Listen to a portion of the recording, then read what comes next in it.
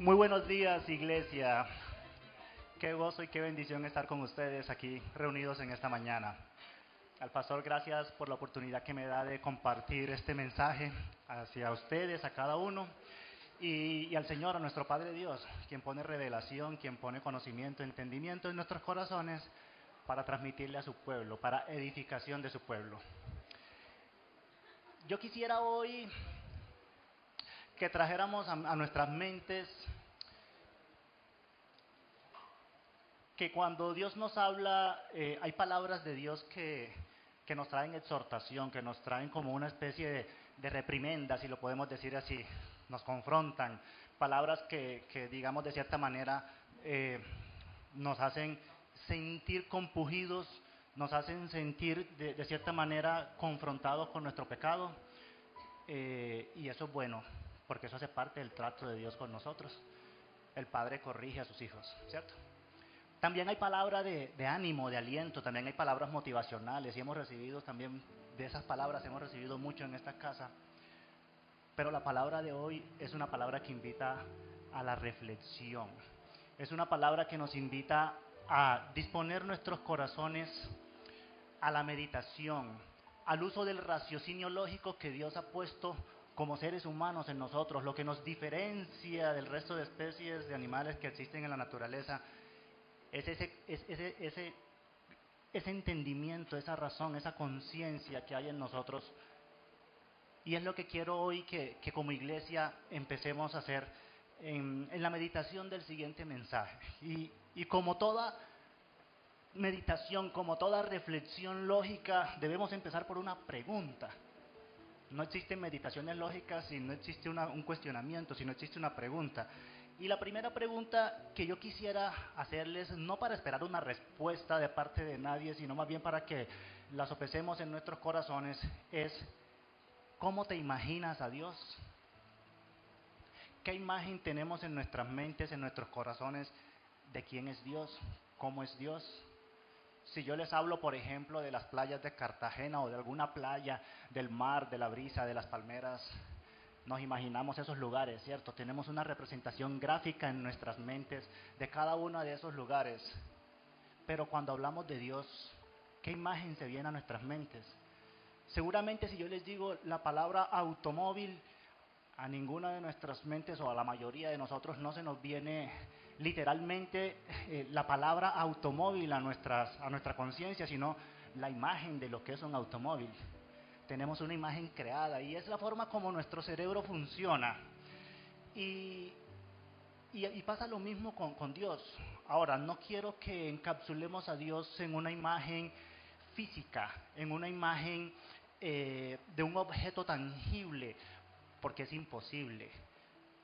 De hecho, nosotros encontramos en las Sagradas Escrituras el retrato maravilloso de quién es nuestro Dios, y ese retrato nunca nos habla de los aspectos físicos de quién es Dios, sino que nos habla de su carácter. Entonces, cuando llevamos a nuestra mente la idea de Dios, la persona de Dios, tenemos que traer entonces inmediatamente ese carácter de Dios. ¿Y cómo es ese carácter? ¿De qué manera se manifiesta ese carácter en la vida de cada uno de nosotros y en la vida de los que nos rodean, obviamente también? Entonces,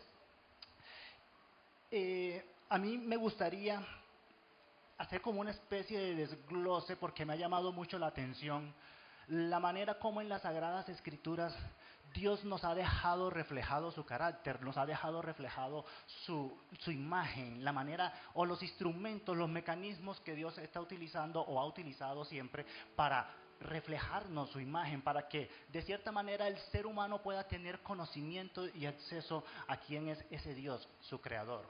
Entonces, yo quiero que rápidamente hagamos un barrido sobre cuál era la imagen de Dios para el ser humano en el jardín del Edén antes de pecar. Luego, cuál era la imagen de Dios después del pecado hasta la encarnación de Cristo. De qué manera, o qué instrumentos, qué forma fue la que utilizó Dios para que el ser humano todavía siguiera percibiendo su imagen. Y luego, esa imagen cómo se encarna en la vida de Jesucristo, pero Jesucristo sale, se va de la escena de este planeta, ¿cierto? Vuelve al Padre. ¿Y de qué manera ahora nosotros podemos ver su imagen? Y una cosa característica de la imagen de Dios que me llama muchísimo la atención es que es constantemente ignorada. Y ese mensaje tiene como título La imagen ignorada de Dios, porque, bueno, en el desarrollo de esta presentación yo quisiera que seamos conscientes de que ignoramos la imagen de Dios más de lo que creemos. Y precisamente de eso se trata la reflexión, es el llamado a la reflexión, de que nosotros podamos ser conscientes, vivir de manera consciente de dónde está la imagen de Dios y de qué manera podemos ver la imagen de Dios.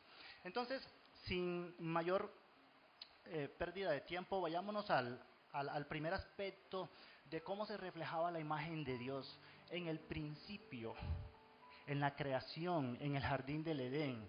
¿De qué manera el ser humano podía ver a Dios?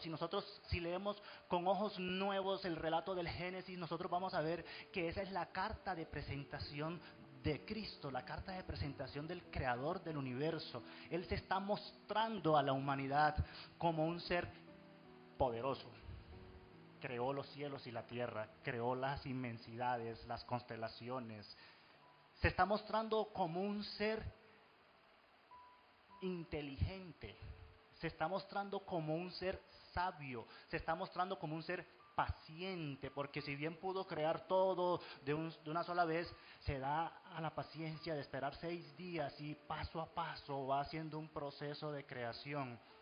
Vemos un ser que meticulosamente diseña todo lo que está haciendo. Entonces son características de la imagen de Dios que se nos están reflejando allí en ese primer capítulo del Génesis, hasta que llega la cúspide de su creación y dice que crea al ser humano a su imagen y semejanza.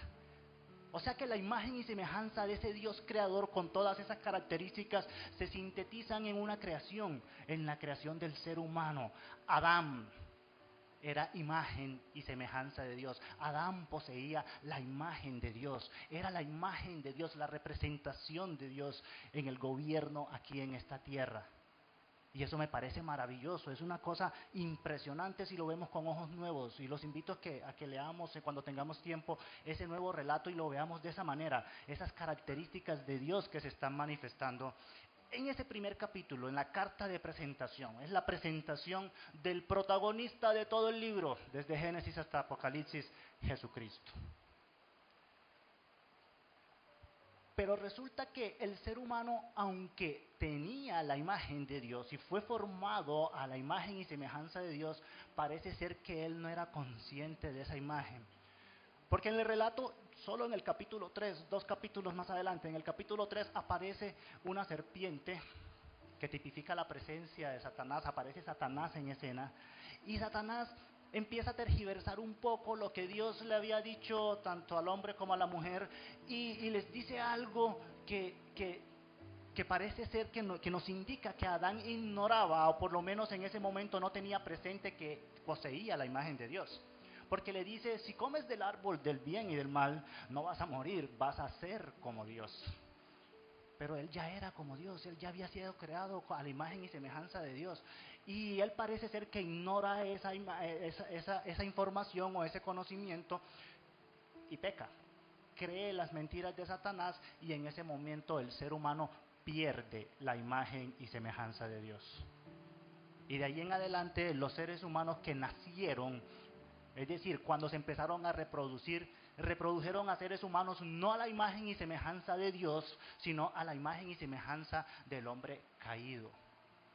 ¿Sí? Entonces, el ser humano pierde la imagen y semejanza de Dios. Y entramos entonces en una nueva etapa entre el pecado del hombre y la encarnación de Cristo. Todos los seres humanos nacen sin la imagen de Dios, desconectados del Espíritu de Dios, muertos espiritualmente, de tal manera que no tienen forma de ver la imagen de Dios, de reflejar la imagen de Dios, de reflejar el carácter de Cristo. No tienen la manera de hacerlo porque están desconectados, están desfigurados. Esa imagen de Dios se tergiversó completamente a causa del pecado. De tal manera que Dios tiene entonces que recurrir a un nuevo mecanismo para que el ser humano pueda ser consciente de la imagen de Dios en su alrededor. Y sigue usando a los seres humanos. El ser humano sigue siendo el portador de la imagen de Dios de cierta manera. Porque ahora, aunque el Espíritu de Dios no habita en el ser humano, y estoy hablando en el tiempo desde el pecado de Adán hasta la encarnación de Cristo, el Espíritu de Dios no estaba habitando en el ser humano, pero Dios utiliza las circunstancias y la vida de ciertos personajes para reflejarnos su imagen. Entonces, nosotros vamos a encontrar que en las historias y en los personajes bíblicos de todo el Antiguo Testamento, vamos a encontrar un tipo de Jesús, es decir, como un reflejo de las características de quien iba a ser Jesucristo en su encarnación, de las cosas que iba a vivir Jesucristo. Por ejemplo, por dar un solo ejemplo, de todos los ejemplos que podemos encontrar en las Sagradas Escrituras en el Antiguo Testamento, traigamos a colisión acá la historia de José, que la vamos a encontrar en Génesis del capítulo 37 al capítulo 45. José, el hijo amado del Padre, el consentido, el soñador que tenía visiones, es odiado por sus hermanos, es vendido como esclavo, es esclavizado, es maltratado, y luego de esa esclavitud es exaltado a ser el gobernador de toda la tierra, y por medio de él se preserva la vida de la humanidad que existía en esa época. Nosotros vemos en esa historia de José y en todo lo que José vivió, vemos una imagen clara de quién es Jesucristo, de lo que vivió Jesucristo. Jesucristo, el amado del Padre, es rechazado por su propio pueblo, es vendido como esclavo por 30 monedas de plata. Si no lo sabían, ese era el precio, eso valía un esclavo, 30 monedas de plata. Fue vendido como un esclavo. Pero todo eso que le sucedió a Jesucristo fue para preservación de la vida, y gracias a ello nosotros estamos aquí hoy, ¿cierto? Vivos espiritualmente, hablando de ese Cristo. Pero si me preguntan, yo realmente no creo que José haya sido consciente de que todo lo que estaba viviendo era porque estaba reflejando una imagen de Cristo. Si a mí me preguntan, cuando José está en el pozo, yo creo que estaba llorando, orando, pidiendo que lo sacaran, que no le sucediera nada, que no lo mataran, cuestionándose muchas cosas. Es decir, él no era consciente de que estaba siendo portador de la imagen de Cristo, de la imagen de Dios, a través de lo que estaba viviendo, a través de sus circunstancias. Yo me imagino las oraciones, el llanto de José, las peticiones, quizá el reclamo que le hacía a Dios: Señor, ¿por qué no me contestas? ¿Por qué me están sucediendo estas cosas? Inconsciente de que estaba siendo utilizado como un instrumento por parte de Dios para reflejar su imagen, para de cierta manera hablar del Mesías que iba a venir. Y eso pasó en todas las historias. Podemos verlo también en Moisés, en Abraham, en Isaac, en el rey David, ¿sí? Podemos encontrar muchas historias y en todas vamos a ver el reflejo de la imagen de Cristo.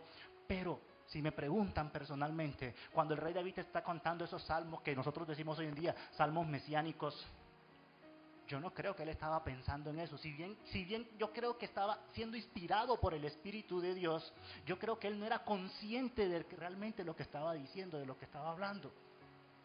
Lo hacía desde su experiencia natural, desde su experiencia humana, y lo expresaba de esa manera. Pero era la forma en la que Dios nos estaba haciendo conscientes y nos estaba dejando todavía un retrato de su imagen en esa época. Pero Dios no se queda allí. Dios dice: yo necesito que mi pueblo, que mi gente, que la humanidad tenga una imagen más clara de mí. Y el Dios invisible se hace visible entonces, y aparece Cristo en la escena de la humanidad. Aparece Cristo y el mismo Dios se encarna y empieza a convivir con los seres humanos. Y convive con los discípulos, que eran las personas más cercanas a él.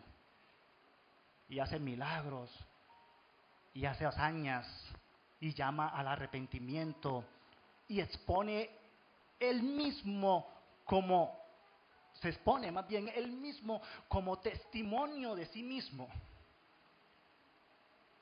La imagen de Dios encarnada, y los discípulos no pudieron ver esa imagen, no la pudieron reconocer.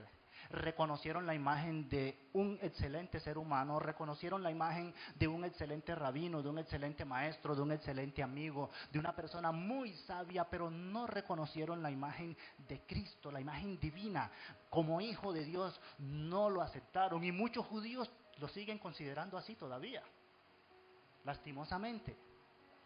No se puede ver la imagen de Cristo a través del mismo Dios encarnado. Y Jesús, mientras estaba en vida, Él se preocupaba por eso, porque Él quería proyectar la imagen de quién era Él en su divinidad, más allá de la humanidad que estaba viviendo, que estaba aportando en su momento. Y encontramos en Mateo capítulo 16, en los versos del 13 al 17, que el mismo Jesús hace un cuestionamiento a los discípulos. Y si leemos, dice así: viniendo Jesús a la región de Cesarea de Filipo, preguntó a sus discípulos diciendo: ¿quién dicen los hombres que es el Hijo del Hombre? Ellos dijeron: unos Juan el Bautista, otros Elías, otros Jeremías o alguno de los profetas. Él les dijo: ¿y vosotros? ¿Quién decís que soy yo? Respondiendo Simón Pedro dijo: tú eres el Cristo, el Hijo del Dios viviente. Entonces respondió Jesús: bienaventurado eres, Simón, hijo de Jonás, porque no te lo reveló carne ni sangre, sino mi Padre que está en los cielos.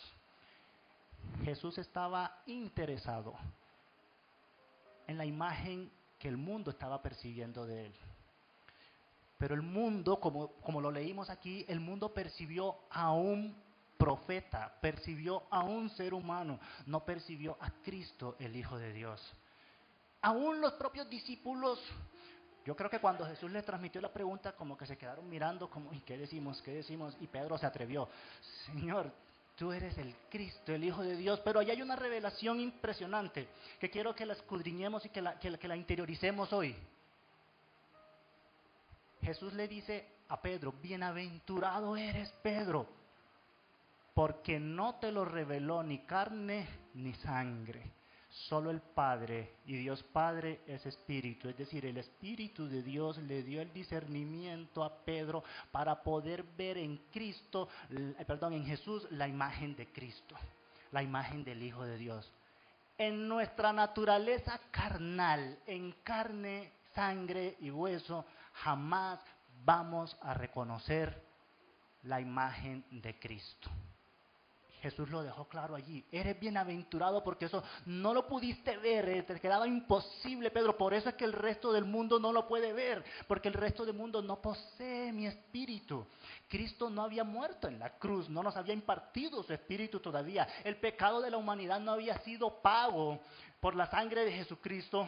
Y Él no nos había dejado su espíritu habitando en nosotros. Por lo tanto, ningún ser humano estaba capacitado para ver y reconocer en Jesús la imagen de Cristo. Por eso Jesús le dice a Pedro: eres bienaventurado, porque es que el mismo Espíritu de Dios te dio esa revelación. No viene de otra fuente, no hay otra fuente, no hay otra manera de poder reconocer la imagen de Cristo, sino es por revelación del Espíritu Santo de Dios. Amén. Ahora, esto es interesante y a mí me conmueve, porque bajo esa declaración de Pedro, bajo ese discernimiento que tuvo Pedro y esa expresión de que tú eres el Cristo, es decir, tú eres Dios, el Hijo de Dios, la segunda persona de la Trinidad, Jesús le dice: bajo esa verdad yo voy a edificar mi iglesia. Esa va a ser la verdad bajo la cual mi iglesia va a ser edificada. Y es una promesa que Dios hace, o Jesús le hace a sus discípulos. Pero Jesús llega, muere en la cruz, resucita y se va. ¿Y la promesa dónde quedó? ¿Cómo que Jesús va a edificar su iglesia y Jesús se nos fue? Resucitó y se fue. Parece ser que los discípulos estaban esperando otra cosa, pero Jesús les dice: yo me voy y les conviene que yo me vaya, porque ahora yo les voy a dejar mi espíritu. Ahora, ese espíritu que antes el ser humano no tenía y que no le permitía, y por no tenerlo más bien no podía ver la imagen de Cristo, ahora es impartido a los seres humanos.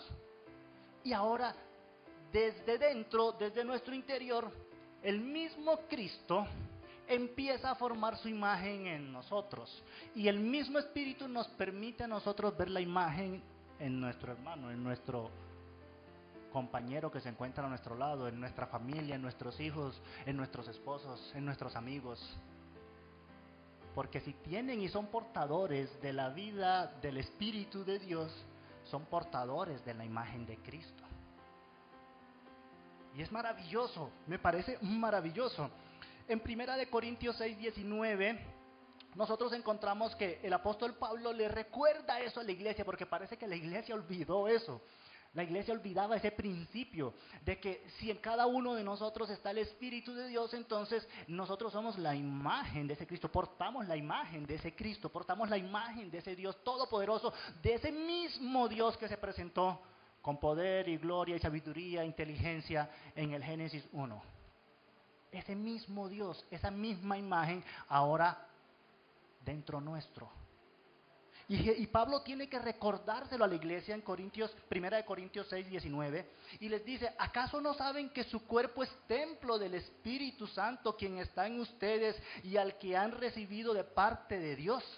Recuerda, iglesia, que en ti, en cada uno de nosotros, habita el Espíritu Santo de Dios.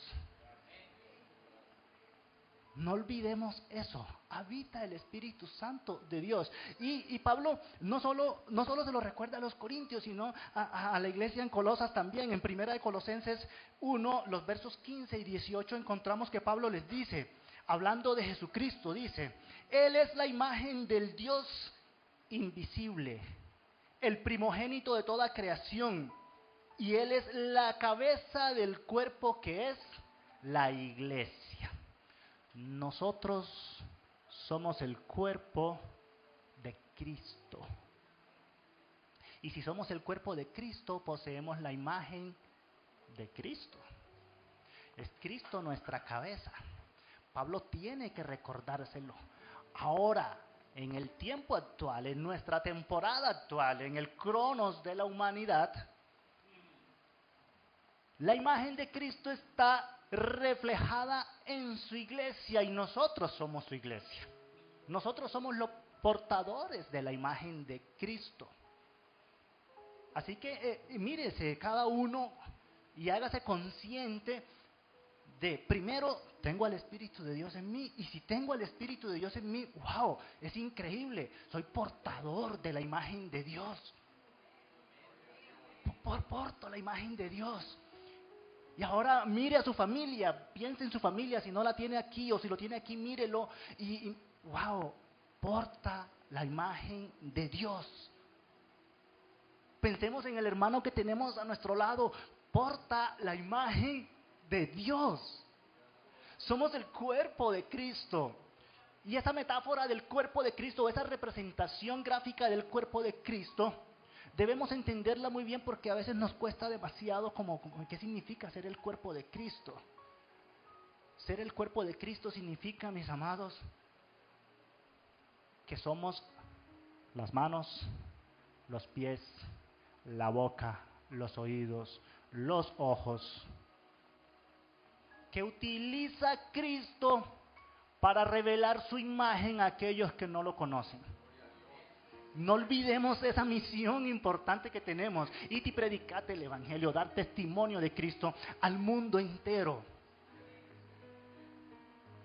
Ser el cuerpo de Cristo significa que si Cristo le tiene un mensaje a alguien, pues te va a utilizar a ti. A nadie más. No le ores a Dios para que le predique al vecino. No, vaya usted y predíquele que usted es el cuerpo de Cristo. Usted es la imagen de Cristo. ¿Sí?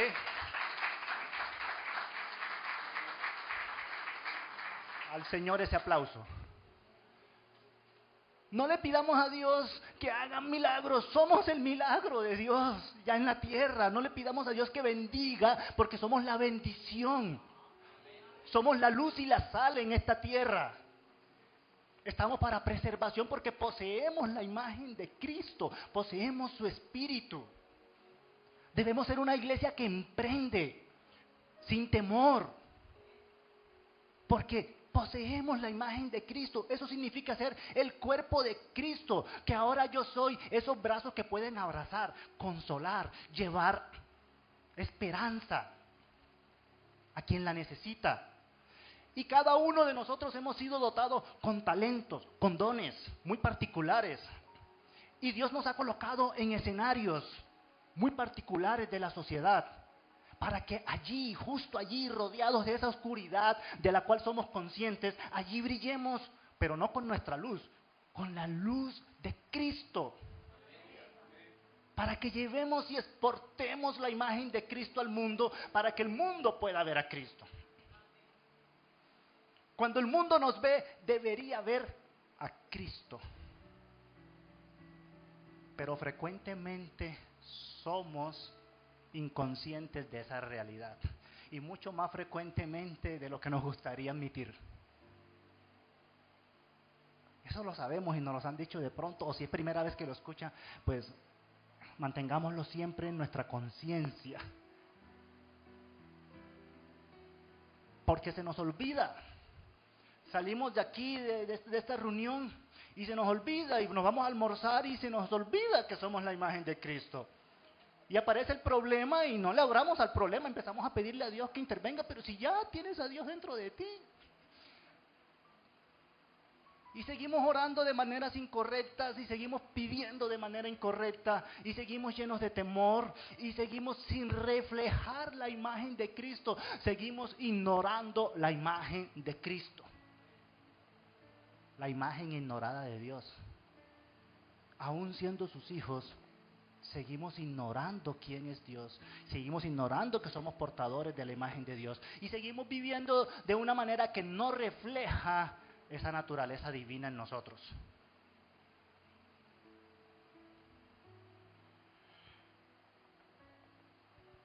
Yo me hago entonces una pregunta, y es: ¿por qué razón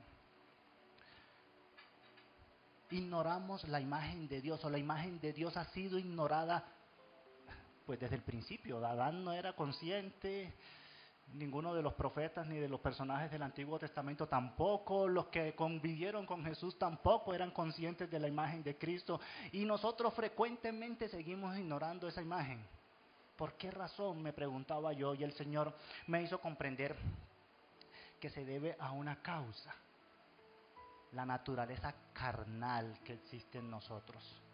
Cuando me refiero a la naturaleza carnal, me estoy refiriendo a un sistema de pensamientos en nuestra conciencia que siempre propende por el placer y el autobeneficio, por el conocimiento, pero no del que viene de Dios, sino por el conocimiento del que viene del árbol del bien y del mal.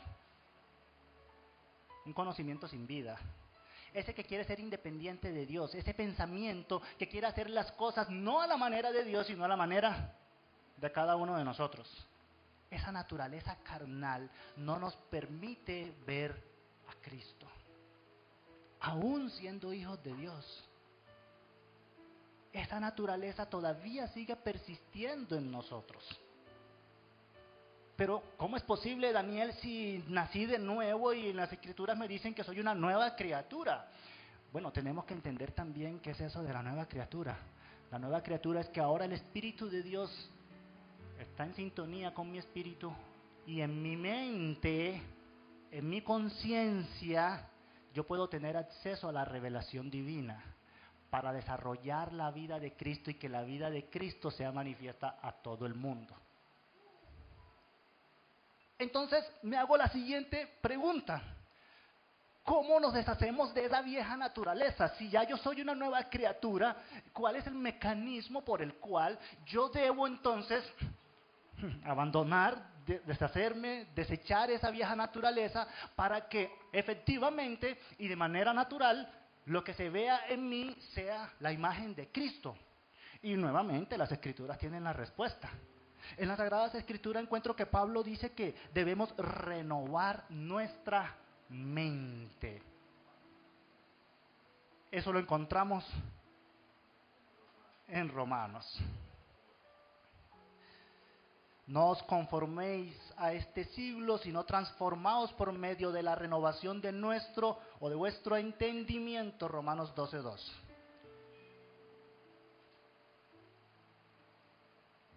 Y en Proverbios 23:7 dice: porque cuál es su pensamiento en su corazón, tal es él. O sea que la imagen que nosotros estemos reflejando está estricta y estrechamente relacionada con qué tenemos en nuestra conciencia, qué tenemos en nuestro corazón. Por eso Pablo nos dice, renueven su forma de pensar. Desinstalen ese sistema carnal de pensamientos egoístas, fundamentados en el yo, en la autosuperación, en el autoplacer, en el autoconformismo.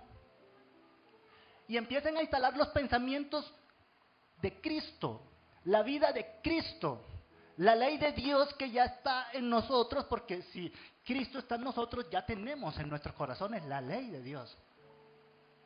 Es decir, que nosotros ya estamos capacitados para desinstalar ese viejo y antiguo sistema de pensamiento e instalar los principios divinos, para que entonces nuestra vida sí refleje la imagen de Cristo. De lo contrario, seguiremos reflejando la imagen carnal, la adámica. Necesitamos renovar nuestros pensamientos, necesitamos hacer una renovación de nuestros pensamientos. Y debo decirles en este punto que esa renovación se hace diariamente, constantemente, en una batalla por nuestra conciencia. Hay una batalla interior en nosotros constantemente, en nuestras mentes. El Espíritu de Dios queriendo instalar sus principios, pero la naturaleza carnal queriendo también imponer sus mentiras en cada uno de nosotros. Y hay una batalla constante. Tener el Espíritu de Dios implica que podemos tener la mente de Cristo, pero ojo, la mente de Cristo no significa que ahora somos como esas personas que tienen, psicólogo me recuerda a las personas que, sí, bipolares o que tienen más personalidades, de múltiple personalidad, esquizofrénicos. No significa eso. Significa que seguimos manteniendo nuestra mente, la mente nuestra, la del ser humano, la de cada uno de nosotros, pero allí se da una batalla entre la verdad y la mentira, porque la batalla no es de poderes. Satanás no tiene poder contra el poder de Cristo. Así que la batalla espiritual no es de poderes, no es si Satanás puede o no puede. No, Satanás no puede. La batalla es si nosotros creemos las mentiras de Satanás o creemos la verdad de Cristo. Esa es la batalla que tenemos constantemente. Y para eso necesitamos nutrirnos de las Escrituras, nutrirnos de la congregación, involucrarnos en la vida de Cristo, sumergirnos en ese ambiente, en ese escenario, para que de nuestra mente vayan siendo erradicadas todas esas estructuras de pensamiento erróneas, nacidas de nuestra naturaleza carnal. Y sean instaladas poco a poco todas aquellas verdades nacidas del Espíritu de Dios. Porque sólo así podremos entonces empezar a reflejar la vida de Cristo. No tendremos otra forma de expresar la vida de Cristo si no somos conscientes de esa batalla. Esa batalla hay que asumirla, porque estamos en primera línea y hay que asumirla de forma consciente. Porque hay 3 frentes de ataque en esa batalla. En ese campo de batalla que es nuestra mente, hay 3 frentes donde el enemigo nos ataca. Nos ataca a través de nuestros sentidos nos engañan. Nuestros sentidos nos propenden a creer mentiras. Nos ataca a través del sistema, del mundo. El sistema está orquestado y diseñado para que la imagen de Cristo no sea reflejada. Para que a la verdad le llamemos mentira y a la mentira la llamemos verdad. Y somos bombardeados constantemente en nuestras mentes desde esos 2 frentes. Nos gritan, nuestros sentidos nos gritan, nuestros deseos nos impulsan. Y nos quieren llevar a pecar, porque hay que ver que a esta carne le gusta el pecado. Nos gusta el pecado, no digamos que no. Y disfrutamos del pecado, pero bueno, cuando llegan las consecuencias ya no tanto, ¿cierto? Pero también somos bombardeados constantemente del sistema económico, político, de ideologías, redes sociales, distracciones. Y eso se da aquí en nuestra mente. Hay una batalla gigantesca en nuestra mente y esos frentes parecen que nos gritan y nos saturan. Pero también pueden existir ataques directos del enemigo. El propio Satanás puede atacar, con permiso del Señor lo puede tocar, si el Señor lo permite. A Job lo permitió tocarlo. El mismo Satanás pidió que los discípulos fueran zarandeados. Entonces también hay un ataque directo del enemigo, puede existir. Ahora, no digo que todo lo que le sucede en la vida a uno sea que el enemigo, no. La mayoría de las cosas que nos suceden vienen de acá, de nuestra mente, de nuestra forma como pensamos nosotros carnalmente. 3 frentes de batalla de los cuales no nos podemos descuidar en ningún instante. Nos descuidamos y quitamos nuestra mirada de la verdad de Cristo y empezamos entonces a no reflejar la vida de Cristo, sino a reflejar nuestra imagen carnal, nuestra imagen caída. Yo les dije que este mensaje es para reflexionar. Amada iglesia, cuando la gente nos ve, ¿a quién está viendo? Preguntémonos, ¿será que la gente ve el fruto del Espíritu de Dios en mí? ¿La gente ve mi gozo o me ve aburrido? Siempre malacaroso, quejándome de todas las circunstancias, del calor, de la lluvia, de las nubes, de que se hizo tarde, del trancón de la ciudad, del tráfico. Nos ve angustiados, nos ve estresados, o nos ve que ante las circunstancias, ante las apremiaciones que existen en el mundo cotidiano, mantenemos la calma, mantenemos la paz. ¿Ve que perdonamos o ve que estamos con la rencilla y el rencor contra el que me ofendió? ¿Manifestamos el amor de Cristo o manifestamos otro tipo de amor?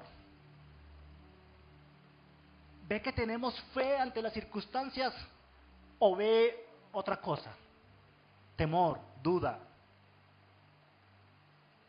Y todo se da aquí, mis amados, en nuestra mente. Si no cambiamos nuestra estructura de pensamiento, y eso hay que hacerlo conscientemente, ese es el sacrificio vivo de los que habla el apóstol Pablo. Es un sacrificio vivo porque nuestros sentidos nos van a impulsar, nuestro cuerpo nos va a impulsar siempre hacia el pecado. Siempre, ese no tiene otro camino, va hacia el pecado.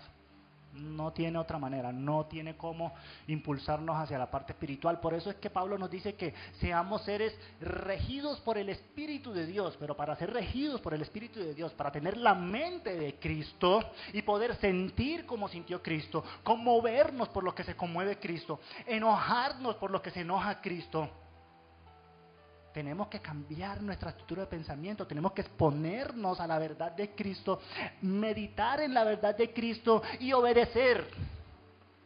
Porque no es solo con el conocimiento intelectual, hay que obedecer, y en la obediencia sí o sí vamos a empezar a dar pasos de fe. Porque la duda nos ataca siempre.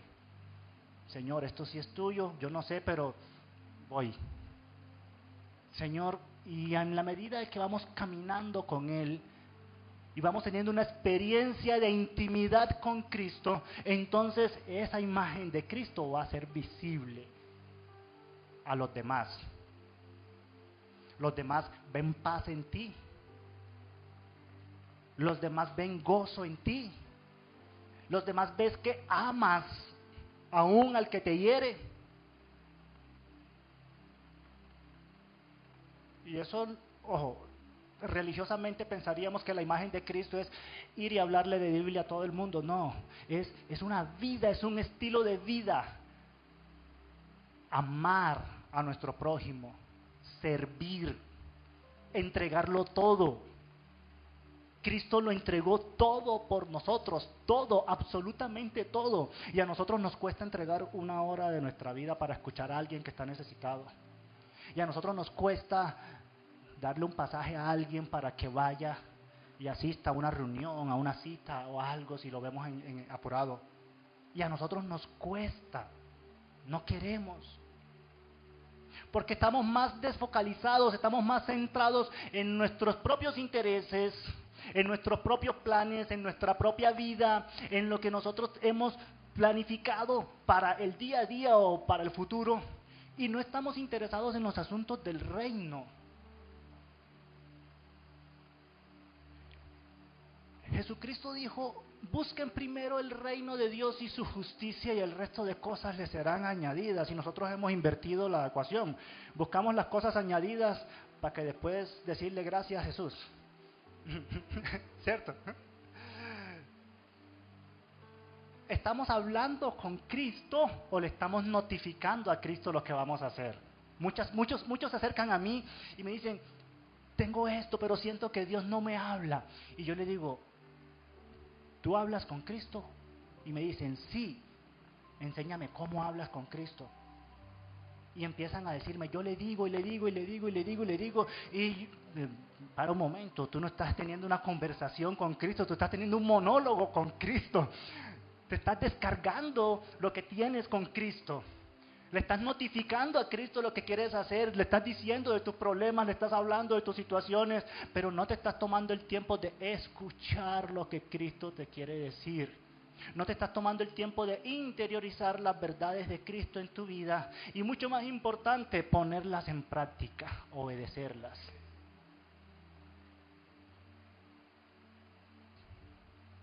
Un mensaje reflexivo, un mensaje que nos conlleva a tomar y hacer una pausa en nuestras vidas para preguntarnos: ¿estoy reflejando la vida de Cristo?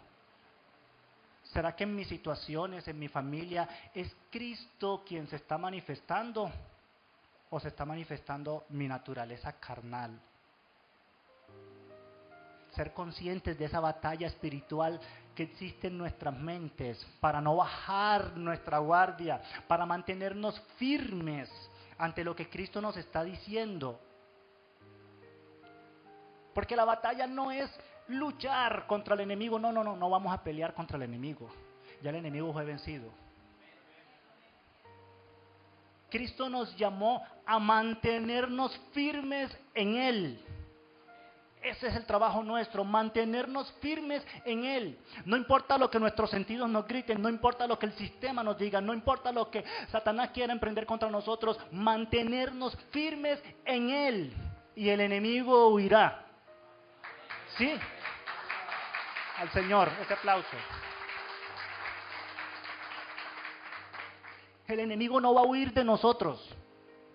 El enemigo va a huir de la vida de Cristo y de la presencia de Cristo que está en nosotros. Si soy consciente de que en mí está la vida de Cristo, donde quiera que yo vaya, el enemigo tiene que huir. Pero eso va aquí. Yo tengo que grabarme eso. Y no solo grabarlo, vivirlo, interiorizarlo, creerlo, estar convencido. Esa es la batalla por nuestra mente, por nuestro corazón. Y mientras esa batalla la demos de forma correcta, como la dio el apóstol Pablo, entonces podremos decir: tengo la mente de Cristo. Y si tengo la mente de Cristo, me duele lo que le duele a Cristo. Me duele que se están ahora mismo perdiendo miles y miles de almas y se están yendo a una eternidad sin Dios, porque nosotros no hablamos, porque nosotros no expresamos la vida de Cristo, porque estamos distraídos en nuestras actividades, en nuestra religiosidad, en nuestros deseos, porque no queremos dejar ese pecado que nos tiene allí, porque, repito, el pecado nos gusta. Y hay aspectos de nuestra vida que no se las queremos soltar a Dios. Y somos hijos de Dios. No estoy diciendo que nuestra salvación esté en juego, no, en ningún momento. Pero hay aspectos de nuestra vida que nos cuesta dejarlas en manos de Cristo. Y nos callamos y no reflejamos la vida de Cristo. Y por no reflejar la vida de Cristo, miles y miles de almas se están perdiendo. En nuestro entorno, no hay que ir lejos, vayamos a nuestras propias familias. No nos duelen nuestros familiares que no conocen a Cristo, que están en rebeldía. No nos conmueve la necesidad del ser humano.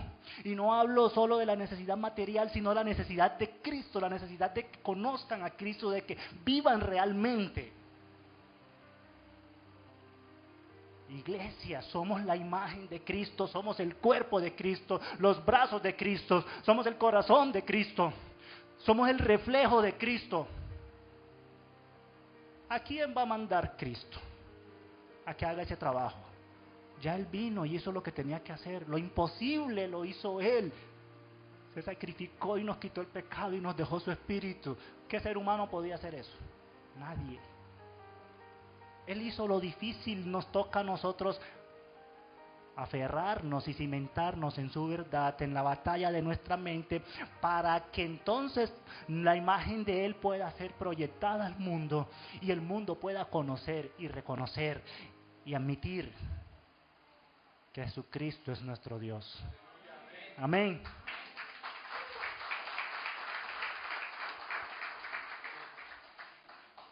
Quiero finalizar con una pregunta que nos llevemos en nuestros corazones, para que la meditemos no solo hoy, para que lo hagamos con frecuencia en nuestras vidas. Cuando el mundo nos ve, ¿ve a Cristo? Amado Padre, gracias. Gracias, Señor, por esta mañana, por tu bondad, por tu misericordia, por tu fidelidad. Gracias, Dios, porque nos has hablado, nos has recordado, Señor, quiénes somos en ti, lo que significa ser hijos tuyos. Nos has recordado, Señor, el beneficio incomparable, incuantificable de poseer tu Espíritu, Dios. Porque solo por medio de tu Espíritu podemos reconocer que somos imagen tuya. Y que hay imagen tuya, Dios, también en mi hermano, en tu iglesia, en cada uno de nosotros. Pero también nos hablas, Dios, y nos exhortas. Y nos animas a llevar de manera correcta la batalla en nuestra mente, Dios. Para que tu mente sea instaurada, tus pensamientos sean instaurados en nuestros corazones. Y la naturaleza carnal, con todo su sistema de pensamiento erróneo, sea desechado, sea crucificado, muera. De tal manera, Señor, que el mundo pueda verte a ti diáfanamente, de manera transparente en nuestras vidas. Sigues utilizando, Señor, al ser humano para reflejar tu imagen, porque ha sido tu proyecto desde el inicio, crearnos a imagen y semejanza tuya. El pecado tergiversó, Señor, esa imagen. Puso tinieblas en nuestros corazones, en nuestros ojos para verte, pero ahora poseemos tu luz. Ahora somos luz, Señor. La luz de tu Espíritu está en nosotros y con esa luz podemos verte, podemos reconocerte en nosotros y en nuestros hermanos, en tu iglesia, Dios. Ahora somos tu cuerpo. Ahora Cristo, ahora somos el mecanismo por el cual podemos impactar a esta sociedad, a este mundo. Oh Señor, llévanos, Señor, por ese camino. Condúcenos, Dios, con tu amor. Condúcenos, Dios, con la guía de tu Espíritu. Que vivamos siempre, siempre conscientes que necesitamos la guía de tu Espíritu, Dios, para poder vivir correctamente en esta sociedad, en este siglo. Los tiempos son difíciles. Y el mundo te necesita verte, necesita reconocerte. Y nosotros necesitamos reflejarte. Y nuestra naturaleza carnal necesita disminuir, morir día a día. Y que tu pensamiento, tu sistema de verdad sea instaurado, Señor, en nuestros corazones, en Cristo Jesús. Amén.